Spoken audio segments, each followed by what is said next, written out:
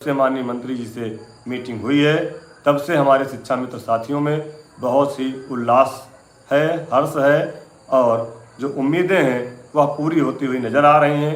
इसलिए हमारे सभी शिक्षा मित्र स्वस्थ रहें, कहीं से भी कोई अप्रिय घटना नहीं सुनने को मिली। इसके लिए मैं आप सबको धन्यवाद देता हूं कि अपने साथियों को समझाइए, जो भी हमें सरकार दे रही है, देने जा रही है, हम उसका स्वागत करते हैं, उसका अभिनंदन करते हैं, क्योंकि पिछले 7 साल से हमें एक भी पैसे का कोई भी लाभ नहीं मिला और नुकसान ही हुआ कि हम अपने भाई बहनों को खोते चले गए। अब हमको खोना नहीं है, अब हमको पाना है। अगर कहीं से कुछ कमी रहती भी है तो उसको पुनः हम आगे प्रयास करके लेने का काम करेंगे। साथियों, एक विषय आपको बताना चाहूँगा कि परसों बुधवार को शुक्रवार है, परसों बुधवार को शाम को 7:30 बजे तक महानिदेशक कार्यालय में लगातार बैठकों का दौर चला और फाइल पर फाइल, काम पर काम होता रहा।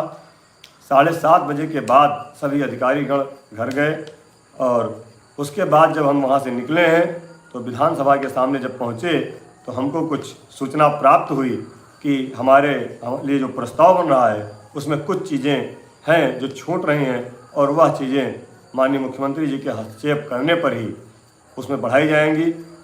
साथियों, बहुत थोड़ा सा कष्ट भी हुआ और उसके बाद पुनः हमने संपर्क साधा, अपने संगठन के लोगों से बात किया। आदरणीय अध्यक्ष जी का निर्देश हुआ कि जैसे भी हो सकता है इन सब चीज़ों को पूरा कराया जाए। तो एक सरकार के संगठन के एक बड़े पदाधिकारी जो राष्ट्रीय स्तर के हैं उनसे मुलाकात हुई और उनके साथ रात में ही माननीय मुख्यमंत्री जी तक ये सब बातों को पहुंचाने के लिए रात में 12 बजे करीब गोरखपुर निकलना पड़ा और ट्रेन से उनके साथ गया। सुबह पहुंचकर उनके माध्यम से माननीय जी तक उन बातों को पहुंचाया गया और हमें खुशी है इस बात की कि माननीय जी ने संज्ञान में लिया है और उन्होंने कहा है कि लखनऊ लौटेंगे तो जो भी चीज़ें हैं उनको भी उसमें हम सम्मिलित करेंगे। हम बार बार उनको धन्यवाद देते हैं, आभार प्रकट करते हैं कि उन्होंने जो शिक्षा मित्रों की समस्याओं का समाधान करने का मन बनाया है उसमें हमारी ज़्यादा से ज़्यादा समस्याओं का समाधान हो जाए। साथियों, कल पूरा दिन वहाँ पर प्रयास पूरा था कि मुलाकात हो जाए, लेकिन पूजा और अन्य मंदिर के उनके रिजर्व कार्यक्रम के कारण मुलाकात नहीं हो पाया। पुनः कल रात में ट्रेन से हम चले और सुबह लखनऊ पहुँचे। पूरी रात जगते हुए और किस तरह से हम लखनऊ आए हैं या तो हम जानते हैं या फिर ट्रेन वाले जानते होंगे। किसी तरह आपके आशीर्वाद से सुरक्षित घर पहुँचे हैं। पूरा दिन व्यस्तता रही, शाम को आपको सूचना देना जरूरी था और एक आपको उसको खुशखबरी समझ लीजिए या सूचना समझ लीजिए। मेरा धर्म है कि आप तक मैं हर एक वो बात पहुंचाऊं जो मेरे संज्ञान में आती है, यह मेरा कर्तव्य है।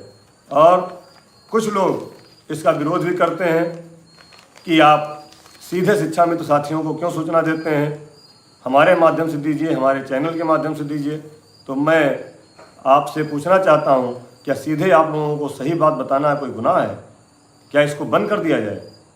बहुत सारे लोग चाहते हैं कि उनके चैनल के माध्यम से या उनके न्यूज़ सेंटर के माध्यम से आपको सूचना दी जाए। इसके लिए लगातार हमें कहा जाता है, उसमें संगठन के लोग भी लगातार कुछ लोग हैं जो कहते हैं।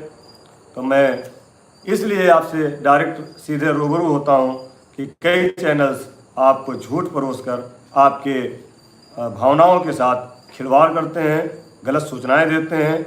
इसलिए जो हमारे मन में था कि एक चैनल बना करके आप तक सीधी सूचना दिया जाए तो वह आपको दी जाती है।